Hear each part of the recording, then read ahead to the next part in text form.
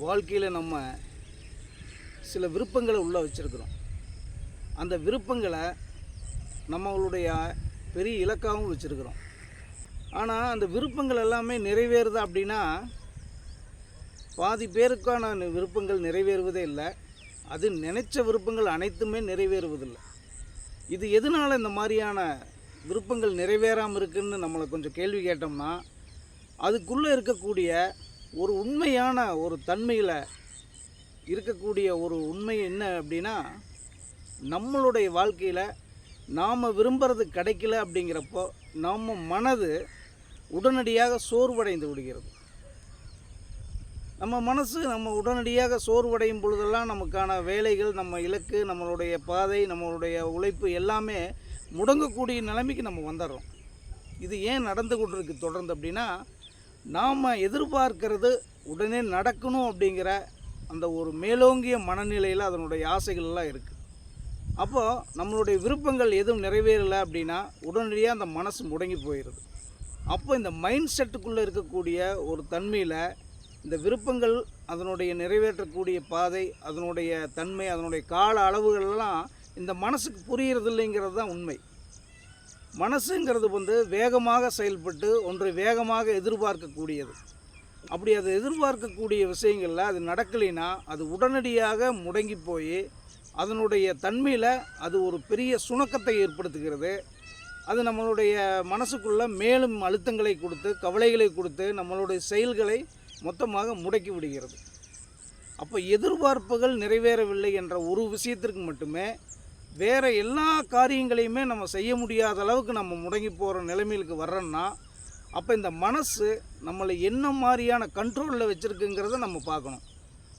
அப்போ இந்த மனசை நம்ம நம்மளோட கண்ட்ரோலில் வைக்கும் பொழுது அதனுடைய தன்மையில் இந்த உண்மையான விஷயத்தை நம்ம அதுக்கு ஃபீட் பண்ணணும், புரிய வைக்கணும். ஒரு குழந்தை மாதிரி தாங்க இந்த மனசு. நம்ம எதுக்கு அந்த குழந்தைகளுக்கு சொல்லி கொடுத்து நல்வழிப்படுத்துகிறோமோ அதை போன்று தான் இந்த மனசும். அப்போ நம்ம வாழ்க்கையில் எதிர்மறை எண்ணங்கள் வேகமாக செயல்படுத்துவதற்கு காரணம் என்ன அப்படின்னா, இந்த மனசு அதிகமான எதிர்பார்ப்பில் செயல்படுவது தான். அதனால தான் நேர்மறை எண்ணங்களை விட ஒரு மனிதனுக்குள்ள எதிர்மறை எண்ணங்கள் அதிகமாக வெளிப்படுவதற்கு காரணம் இதுதான். அப்போது இந்த எதிர்மறை எண்ணங்களை உடனடியாக செயலுக்கு கொண்டு அதை முடக்கி நமக்குள்ளே இருக்கக்கூடிய ஒரு பெரிய தாழ்வு மனப்பான்மை இது உருவாக்குது. அப்போ இந்த தாழ்வு மனப்பான்மைகளுக்குள்ளே நம்ம விழுந்துட்டோம்னாலே அடுத்த செயலுக்கு நம்ம போக மாட்டோம். அடுத்த திட்டங்களை நம்ம வகுக்க முடியாது. அதற்கான செயல்பாடுகளை நாம் முன்னெடுக்க மாட்டோம். அப்போ தொடர்ந்து இந்த மனது நம்மளுடைய வாழ்க்கையில் நாம் எதிர்பார்ப்பதை உடனே கிடைக்கணுங்கிற ஒரு அவசர கதியில் நம்மளை தூண்டிவிட்டு கொண்டே இருக்கும். ஒரு செயல் என்பது ஒரு செயலாக மாறும் பொழுது அதனோட கால அளவுகளுக்கும் இந்த மனசு வேகமாக ஒன்றை செயலுக்கு கொண்டு வருவதற்கும் நிறைய கால அளவுகளுடைய வித்தியாசங்கள் இருக்குது. இந்த வேறுபாட்டை இந்த மனசு ஏற்றுக்கொள்ளாது. அப்போ இதுக்குள்ளே என்ன நடக்குது அப்படின்னா, ஒன்றை நோக்கி நம்ம போகிறோம், அதற்கான வேலைகளை செய்கிறோம், அந்த தன்மையில் சில தடைகள் வருகிறது, தாமதங்கள் வருகிறது. ஏனென்றால் நம்மளுடைய இலக்கு என்பது நம்மகிட்ட மட்டுமே அது வெளிப்படுவது கிடையாது. புறத்திலிருந்தும் அதற்கான காரணிகள் உருவாகும். அந்த காரணிகள்னால் நம்ம நல்லா செயல்பட்டாலும் கூட புறத்தில் இருக்கக்கூடிய சில தடைகள்னால் அந்த காரணங்கள், அந்த காலதாமதங்களை நாம் சந்தித்து தான் ஆகணும். அப்படி ஒரு நிலை வரும் பொழுது இந்த மனசு அதை ஏற்றுக்கிறதில்ல. ஏன் நான் நினச்சது கிடைக்க மாட்டேங்குது, நான் விரும்பியது கிடைக்க மாட்டேங்குது, உடனடியாக ஏன் எனக்கு நடக்கலை, இது நடக்கக்கூடிய சாத்தியமே இல்லை அப்படின்னு நம்மளுக்கு எதையே ஆசையாக தூண்டி இலக்கை முன்னே வைத்து நம்மளுக்கு தூண்டுதலாக நகர்த்தக்கூடிய ஒரு தன்மையை கொடுத்த இந்த மனசு அதே இலக்கிலிருந்து, அதே பாதையிலிருந்து நம்ம விலகி வெளியே வரணும் அப்படிங்கிறத ஒரு விஷயத்தை தூண்டிக்கொண்டே இருக்கும். இதை நம்பாத, இது உனக்கு கிடைக்காது, இதில் நீ செல்லாத, இதில் போகாத, நீ தேர்ந்தெடுத்த பாதை மிக தவறானது அப்படின்னு நம்மளுடைய இலக்கை நோக்கி செல்வதற்கான அந்த பயணத்தை முடக்கக்கூடிய ஒரு ஆணைகளை, அதுக்கான எதிர்மறை எண்ணங்களை நமக்குள்ளே விதைத்து கொண்டே இருக்கும். அந்த சிந்தனையை நாம் உடனடியாக ஏற்றுக்கொள்ளக்கூடிய மனநிலையை அது வலியுறுத்தி கொண்டே இருக்கும். அதற்கு ஒத்திசைவான காரணங்களை அது கற்பித்து கொண்டே இருக்கும்.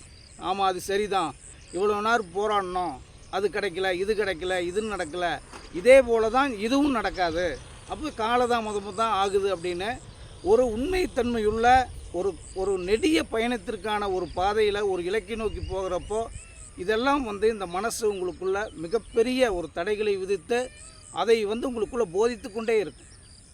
இந்த மனசு ஒரு விஷயத்தை அழுத்தமாக நெகட்டிவாக உங்களுக்குள்ள ஒரு காரணத்தை உருவாக்கி உங்களை முடக்குவதற்கான ஒரு பாதையை உருவாக்கி அதற்கான சில காரணங்களை உருவாக்கி கொண்டே இருக்கும். அந்த காரணங்கள் எல்லாமே உங்களுக்கு விருப்பமானதாக இருக்கும். அந்த விருப்பமான காரணங்களை ஏற்றுக்கொண்டு முடங்கி போன மனசில் மேலும் முடக்கத்தை ஏற்படுத்தி எத்தனை ஓடினாலும் எங்கே போனாலும் எதுவும் கிடைக்க மாட்டேங்குது, இத்தனை வருஷம் போராடிட்டோம், அவங்க போராடினாங்க இவங்க போகிறாங்க, யார் வந்திருக்கா, அதெல்லாம் விதிப்பயன், அதிர்ஷ்டம் இருக்கிறவங்க தான் வெற்றி அடைகிறாங்க, எதுக்கு நம்மளுக்கு இந்த வேலை அப்படின்னு அதிர்ஷ்டத்து மேலேயும் காலதாமதத்திற்கான காரணங்களையும் தெரியாமல் பல விதங்களில் நீங்கள் முடங்கி போவதற்கு அது ஒரு கதை சொல்லிக்கொண்டே இருக்கும். அந்த கதையெல்லாம் கேட்டுட்டு நீங்களும் உங்கள் வாழ்க்கையில் முடங்கி போயிடுவீங்க. அப்போ இந்த செயலுக்கு வராத இந்த விஷயங்கள் எல்லாமே எண்ணங்களிலோடு இருக்கக்கூடிய குப்பைகளாக மாறிக்கொண்டே இருக்கும் பொழுது செயல்படாத எந்த ஒரு எண்ணங்களுமே சிந்தனைகளுமே உங்களுக்கு மேலும் அழுத்தங்களை கொடுத்து தாழ்வு மனப்பான்மையை கொடுத்து மேலும் மேலும் ஒரு செயலிலிருந்து உங்களை வெளியேற்றுவதற்கு தான் அது வழிவகை செய்யும். அதனால் நீங்கள் ஒரு சிந்தனையில் ஒரு திட்டங்களை வகுத்து கொண்டால் அந்த திட்டங்களுக்கான அனுபவத்தை நீங்கள் ப்ராக்டிக்கலாக நடைமுறையில் அதை சாத்தியப்படுத்தக்கூடிய ஒரு தன்மைக்கு நீங்கள் வர வேண்டும். பழைய தன்மையிலேயே பழைய விஷயங்களையே தூக்கி பிடிச்சிட்டு அதையவே ரொட்டீனாக செயல்படுத்தி கொண்டே இருந்தோம்னா நம்ம மனதும் தூண்டிவிடும். அதே மாதிரி காலத்திற்கு தகுந்தாற்போலும் நாம் இல்லாத போனதுனால அந்த பயணங்களில் சில விஷயங்கள் தடைகளாகவும் வந்துவிடும். அதனால் நம்மளை அப்டேட் பண்ணிக்கணும், நம்பிக்கையோடு இருக்கணும், தொடர்ந்து போராடணும், விழுந்தால் எந்திரிக்கணும், உடனடியாக அந்த செயலை மீண்டும் தொடங்கணும். சிறு ஓய்வுகள் எடுத்துக்கலாம். காலதாமதத்திற்கு சில காரணங்கள் இருக்கும், அதையும் நம்ம ஏற்றுக்கொள்ளலாம். ஆனால் அந்த பாதையை மட்டும் நம்ம மாற்றவே கூடாது. எத்தனை விஷயத்தில் நீங்கள் வெளியே போய் வந்தாலும் மீண்டும் அந்த பாதையில் தான் உங்களுடைய காலத்து அளவுகளில் அந்த இலக்குகளை நோக்கியான பயணத்தை தொடங்க வேண்டும். ஒரு மனிதனுடைய மிகப்பெரிய ஒரு பலமே தன்னம்பிக்கையும் பொறுமையும் தான். அந்த நம்பிக்கையும் பொறுமையும் மட்டும்தான் அவனுடன் எப்பொழுதுமே இருக்கக்கூடியது. எந்த நிலைக்கு ஒரு மனிதன் கீழே விழுந்து எந்த நிலைக்கு அவன் சென்றாலும் அவனை மீண்டும் உயிர் பெற்று அவனுடைய வாழ்க்கையை உயர்த்துவதற்கான ஒரு மிகப்பெரிய பிடிப்பே நம்பிக்கையும், அந்த நம்பிக்கையுடனான செயலாற்றக்கூடிய ஒரு தன்மைக்கு வரும்பொழுதான தொடர்ந்து செயலாற்றக்கூடிய ஒரு சூழலை உருவாக்குவது இந்த பொறுமை தான். இந்த நம்பிக்கையும் பொறுமையும் யார் வாழ்க்கையில் எந்த சூழ்நிலையிலும் கைவிடாமல் அவர்களுடைய எண்ணங்களிலும் செயல்களிலும் சிந்தனைகளிலும் அவர்களுடைய குணங்களாகவே மாற்றிக்கொள்கிறார்களோ அவர்களுக்கு நிச்சயமாக ஒரு காலத்தில் அவர்கள் இலக்கை அடைந்தே தீர்வார்கள். வெற்றி பெற்றவர்களுடைய வாழ்க்கையில் எல்லாமே இதுதான் இருக்கிறது.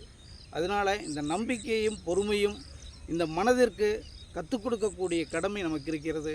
ஏனென்றால் இந்த மனசு என்பது உடனடியாக எதிர்பார்க்கும், செயல் என்பது ஒரு கால அளவுகளை எடுத்துக்கொள்ளும். இந்த வேறுபாட்டை முதலில் நாம் மனசுக்கு சொல்லி அதனுடைய பக்குவ நிலைக்கு அடைவது தான் ஞானத்திற்கான ஒரு சிறந்த வழி. அதுதான் நமக்குள்ளிருந்து நம்மளை பார்த்து கொண்டிருக்கக்கூடிய விழிப்பின் ஒரு தன்மை. அதனால் நம்பிக்கையும் பொறுமையும் வாழ்க்கையில் 2 கண்கள் என்பதை மனதிற்கு நீங்கள் சொல்லிக்கொண்டே இருங்கள். ஒரு காலத்திற்கு பிறகு அந்த மனது உங்களுக்கே தெரியாமல் நல்வழிப்படுத்தக்கூடியதாக மாறிவிடும். பிறகு வெற்றியை நோக்கியான பயணத்தில் நிச்சயமாக நீங்கள் இலக்கை அடைந்து விடுவீர்கள். இதுதான் உண்மையின் அந்த நோக்கத்தின் தன்மை.